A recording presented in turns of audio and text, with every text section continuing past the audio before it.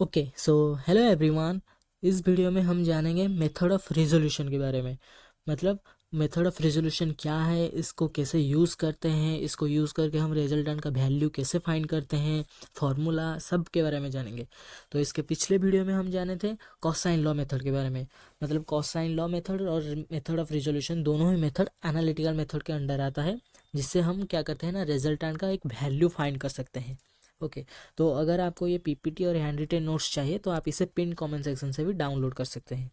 तो अगर आपने इंजीनियरिंग मैकेनिक्स का प्लेलिस्ट मेरा अब तक विजिट नहीं किया है तो मैं उसका लिंक भी दे दूंगा डिस्क्रिप्शन बॉक्स में, आप वहाँ से उसे विजिट कर सकते हैं। तो चलिए स्टार्ट करते हैं। फर्स्ट क्या है, फर्स्ट हम जान लेते हैं कि क्या क्या मेथड्स थे। पहले मैं ये पहले ही बोल चुका हूँ पर फिर भी एक बार इंट्रोडक्शन के लिए बोल देता हूँ। तो बेसिकली रिजल्टेंट फोर्स को फाइंड करने के लिए दो ही मेथड होते हैं, या तो ग्राफिकल मेथड या फिर एनालिटिकल मेथड। जो ग्राफिकल मेथड होता है उसके अंडर में तीन लॉ आते हैं, एक पैरेललोग्राम लॉ, ट्रायंगल लॉ और पॉलीगॉन लॉ। और मैं ये तीनों के बारे में ही पहले ही बता चुका हूँ, तो आप वो वीडियो देख लीजिए। और ये मतलब क्या होता है ना, ग्राफिकल मेथड में हमें एक रिजल्टेंट का वैल्यू नहीं मिलता, सिर्फ हमें क्या मिलता है ना, रिजल्टेंट मिलता है पर उसका वैल्यू, पर्टिकुलर वैल्यू नहीं मिल सकता। और ग्राफिकल मेथड थोड़ा कॉम्प्लिकेटेड होता है क्योंकि इसमें हमें ग्राफ करके ड्रॉ करके बनाना पड़ता है, जो कि हमारा यूज़ नहीं होता। हमारा एग्ज़ाम में जो आता है वो प्रॉब्लम सॉल्विंग टाइप का प्रॉब्लम आता है, तो इसीलिए हम उसे एनालिटिकल मेथड में यूज़ करते हैं। एनालिटिकल मेथड में हमें क्या फार्मूला यूज़ करके उसको उसका वैल्यू निकालना पड़ता है, मतलब क्या होगा, रिजल्टेंट होगा, एंगल कितना होगा, ये सब पूछा होता है, तो इसीलिए हम एनालिटिकल मेथड यूज़ करते हैं। एनालिटिकल मेथड में हमारा दो लॉ आता है, वन है कॉसाइन लॉ मेथड और दूसरा है method of resolution. Cosine law में क्या होता है ना, सिर्फ दो फोर्सेस के लिए होता है, मतलब सिर्फ दो फोर्सेस अगर दिया होगा प्रॉब्लम में तो उसका रिजल्टेंट अगर पूछा होगा तो इसमें हम कॉसाइन लॉ का यूज़ करेंगे। पर अगर नंबर ऑफ फोर्सेस होगा, मतलब दो से ज़्यादा फोर्सेस हो जाएगा, तो उस केस में हमें मेथड ऑफ रिजोल्यूशन का यूज़ करना पड़ेगा। ओके। तो चलिए स्टार्ट करते हैं। फर्स्ट क्या है ना, method of resolution. Method of resolution से पहले आपको ये जानना होगा कि लॉ ऑफ रिजोल्यूशन क्या है, जो कि मैंने पिछले वीडियो में ऑलरेडी बता चुका हूँ, फुली एक्सप्लेन कर चुका हूँ, तो आप वो वीडियो भी जान लीजिए, क्योंकि जो मेथड ऑफ रिजोल्यूशन है वो लॉ ऑफ रिजोल्यूशन का ही नेक्स्ट पार्ट होता है। तो मैं बता देता हूँ फिर से भी, लॉ ऑफ रिजोल्यूशन क्या होता है। लॉ ऑफ रिजोल्यूशन कहता है the algebraic sum of resolve parts of a number of forces in a given direction is equal to the resolve parts of the resultant in the same direction. मतलब ये कह रहा है कि अगर एक नंबर ऑफ फोर्सेस दिए गए हैं, मतलब मान लीजिए चार या पांच फोर्सेस दिए गए हैं, तो उन चारों फोर्स का एक रिजल्टेंट तो होगा, कैसे भी करके चारों फोर्स का एक रिजल्टेंट होगा।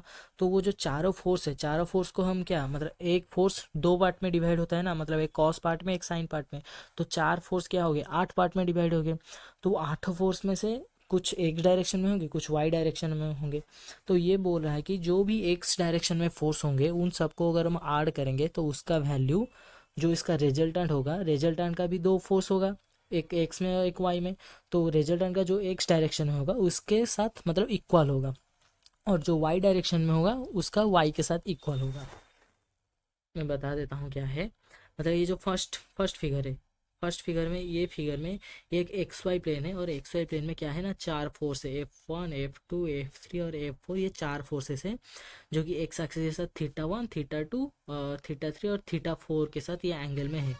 चार फोर्स है और चार एंगल दिया गया है जो एक्स और वाई के साथ है, नहीं सिर्फ एक्स के साथ है। तो अगर हम चार फोर्स को फिर डिवाइड कर सकते हैं ना, चार फोर्स को आठ फोर्स में डिवाइड कर सकते हैं। जैसे ये F1 को मान लीजिए, तो F1 एक्स एक्स के साथ थीटा 1 पे है, तो यहाँ पे क्या हो जाएगा, एक F1 एक्स आ जाएगा, एक F1 वाई आ जाएगा। मतलब F1 एक्स नहीं, F1 कॉस थीटा 1 लिखना चाहिए, पर इजी जानने के लिए हम लिख लेते हैं F1 एक्स और F1 वाई।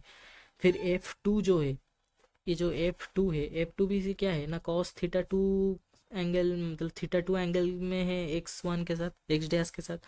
तो F2 वही हो जाएगा क्या ना, F2 एक्स F2 वाई।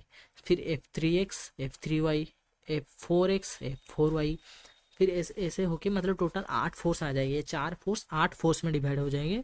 कुछ एक्स डायरेक्शन में है, जैसे ये F1 x F4 x F2 x F3 x, ये चार फोर्स एक्स डायरेक्शन में है, और ये चारों फोर्स वाई डायरेक्शन में है, आ जाएगा। फिर क्या होगा ना, ये जो चार फोर्स है F1 F4 F2 F3, ये चार फोर्स का कुछ रिजल्टेंट भी निकलेगा ना। तो मान लीजिए ये निकला आर निकला, ये जो यहाँ पे है ना आर, तो मान लीजिए ये चारों फोर्स का एक रिजल्टेंट निकला है आर। यहाँ पे लिखा है कंसिडर कर रहे हैं कि आर इज़ द रिजल्टेंट, यहाँ पे R is the resultant for a मतलब चारों फोर्स का रिजल्टेंट आर है। और हम जानते हैं सभी फोर्स का दो पार्ट में डिवाइड हो सकता है। तो आर जो है वो थीटा एंगल पे है, यहाँ पे थीटा एंगल पे है एक्स एक्सिस के साथ। तो आर का दो वैल्यू होगा, एक आर कॉस एक्स, एक R sine X, sorry sine X वो नहीं, एक साइन थीटा, एक R sine theta, R cos theta. तो जो हमारा कॉस थीटा होगा मतलब आर कॉस थीटा होगा वो क्या एक्स डायरेक्शन के साथ होगा। तो हो गया क्या ना R X is equal to R cos theta और R Y is equal to R sine theta. Right side में देखिए यहाँ पे, मतलब ये थोड़ा कॉम्प्लिकेटेड लग रहा है, इसको इजीली दिखा रहा हूँ मैं राइट साइड में। ये हो गया एक्स वाई प्लेन, ये हो गया हमारा आर जो कि थीटा एंगल में है एक्स एक्सिस के साथ। तो इसका क्या हो गया ना दो पार्ट में ये डिवाइड हो जाएगा, आर जो है दो पार्ट में डिवाइड हो जाएगा। एक हो जाएगा यहाँ पे आर कॉस थीटा, एक हो जाएगा आर साइन थीटा। और जो आर कॉस थीटा है उसको हम आर एक्स भी लिख सकते हैं और R Y R sine theta को आर वाई भी लिख सकते हैं, पर इजी मतलब हमारे याद रखने के लिए हम इसे ऐसे भी लिख सकते हैं।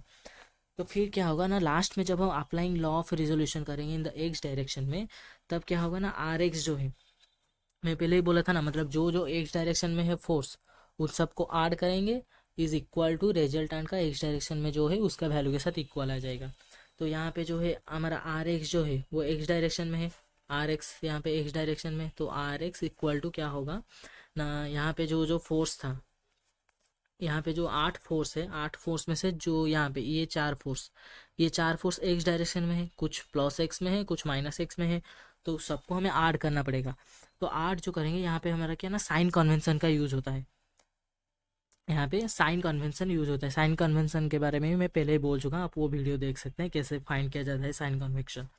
तो जो हमारा ऐड करेंगे तो पहले होगा क्या F1x, F1x क्या है ना पॉजिटिव में है तो प्लस F1x हो जाएगा। फिर क्या है F2x, F2x जो है वो माइनस में है नेगेटिव में है तो माइनस F2x। फिर F3x ये भी नेगेटिव में है तो माइनस F3x। फिर F4x क्या है ना पॉजिटिव में है तो प्लस F4x। मतलब जो आर एक्स है इक्वल टू आ गया क्या ना F1x minus F2x minus F3x plus F4x। यह आ गया आर एक्स का वैल्यू आ गया। ओके, फिर क्या है ना फिर हम करेंगे क्या मतलब जो आर एक्स थे वो आर एक्स को हम क्या आर कॉस थीटा भी बोल सकते हैं।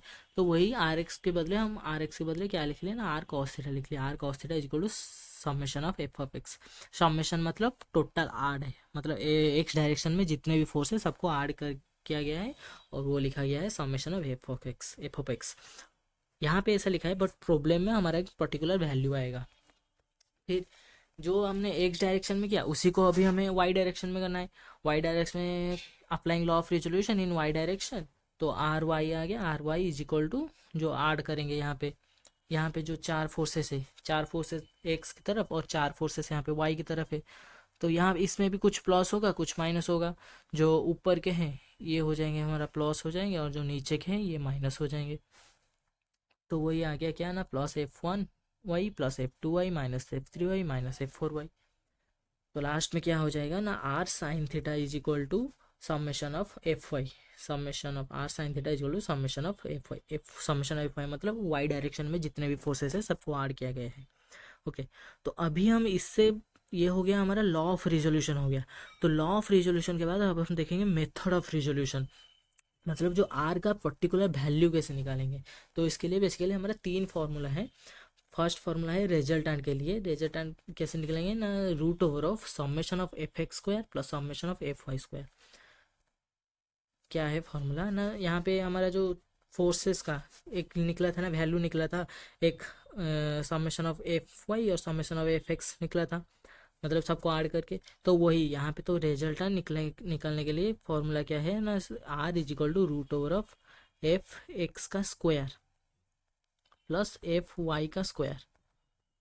ओके, बस आपको याद रखना है, बहुत इजी है। Summation R is equal to summation of F X square summation of F Y square का रूट ओवर, टोटल का रूट ओवर। ओके, ये हो गया root over of summation of F X square plus summation of Y F Y square.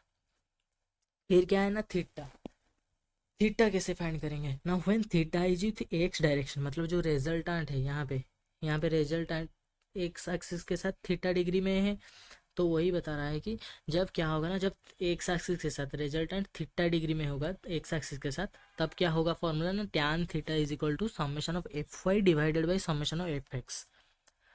फिर क्या है ना, जब थीटा वाई डायरेक्शन में होगा, मतलब यहाँ पे क्या है ना, जो थीटा है, ये थीटा जो है वो एक्स डायरेक्शन के साथ है, पर जब थीटा होगा वो वाई डायरेक्शन के साथ होगा, मतलब अगर यहाँ पे ये जो थीटा है वो वाई डायरेक्शन के साथ मान लीजिए रिजल्टेंट वो वाई डायरेक्शन के साथ थीटा डिग्री में है, तब फार्मूला क्या हो जाएगा ना, tan theta is equal to summation of F X by summation of F Y, just उल्टा। ये ऊपर जहाँ था ऊपर क्या होता ना, F Y by F X था, यहाँ नीचे हो गया F X by F Y हो गया, बहुत ईजी है। बस याद रख लीजिए ये तीन फार्मूला आपको बस याद रखना है, हो जाएगा, बहुत इजीली प्रॉब्लम सॉल्व कर देंगे।